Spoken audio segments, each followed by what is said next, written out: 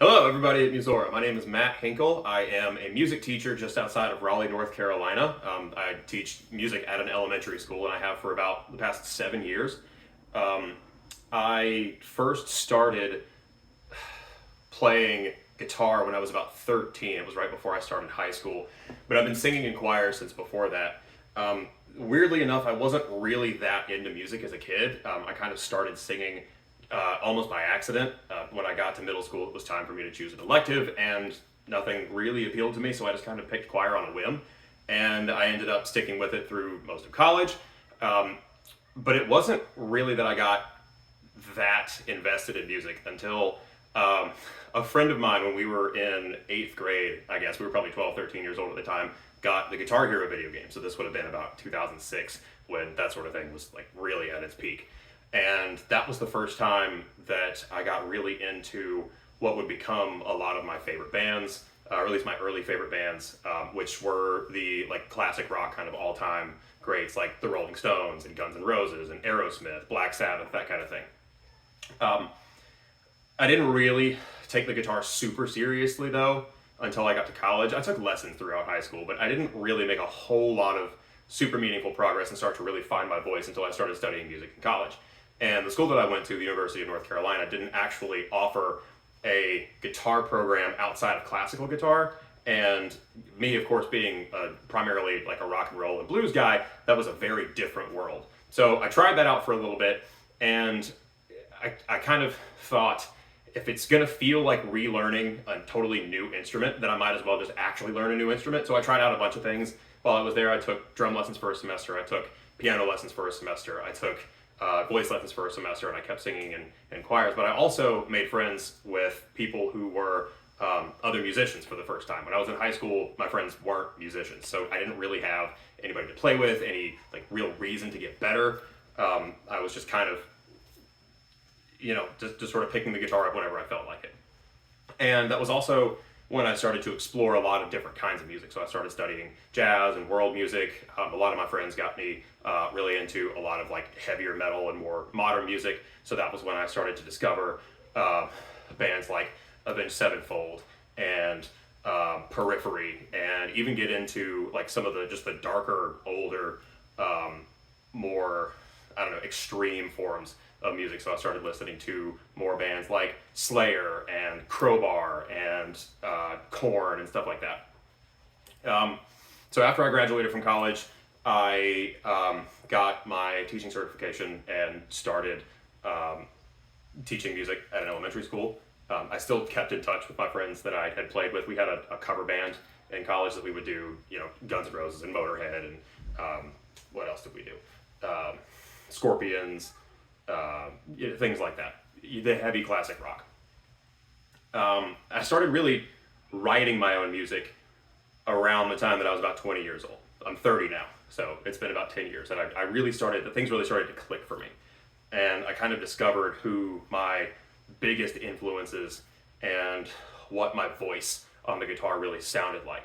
I spent a summer just doing a deep dive on Led Zeppelin and learning everything I could from Jimmy Page, as many of his riffs and licks and solos and things like that. And then I did the same thing for Slash another year, and then the same thing for Mark Tremonti and Zakk Wylde. And I got really into Black Sabbath, and I got really into Alice in Chains. I got really into Tool. So that's where a lot of what my core foundation of my voice on the instrument is. And in the song that I am going to play for you guys here in just a second, it's very heavily Black Sabbath inspired. It's an original called Worm Moon that I co-wrote with my bass player, my friend Mike. He wrote all the lyrics, he came up with the title, he came up with the story behind them. All of the instruments and the vocals on this are recorded by me. My primary instrument, of course, is guitar, but like I said, I sang as well. I don't consider that my primary instrument necessarily, but I do it. And I've just recently started relearning the drums through Drumeo about 2 months ago, month and a half, something like that. So I recorded the drums on this myself as well. There's no bass on this recording. At the moment, this is just kind of a rough demo. I just sort of did everything in one take, touched up a couple things, and here it is to send out. But the way this song came about, I think it was around Halloween one year, where we were just kind of talking, it would be cool to write something spooky. And I think he had been learning about agriculture and farming techniques, and there was a term that he came across called worm moon, that I'm not even really entirely sure what it means, but he took it and kind of ran with it. And so it's this song that uses a lot of classic horror imagery about coming back from the dead and things like that. And me, independently, when I was composing the music, I was like, I want something that is very Black Sabbath, something that has got all of the hallmarks of what people associate with Black Sabbath, but still sounds modern, something that's not just the 70s doom metal style that so many other bands just try to like carbon copy. I wanted to put my own influence into it. So the first thing I did was I tuned the guitar down to drop B, threw an octave fuzz on it. There's this like just lumbering riff that sounds like a zombie stumbling around as the main riff. And there's some like stacked power chords, and there's a bit of a time signature change in the bridge, and things like that. But it's got the tritones, it's got the double time jammy riff in the bridge. It's got the outro that's got the big wide open chord changes that I think come from a lot of my favorite Black Sabbath songs. So, oh, that's right.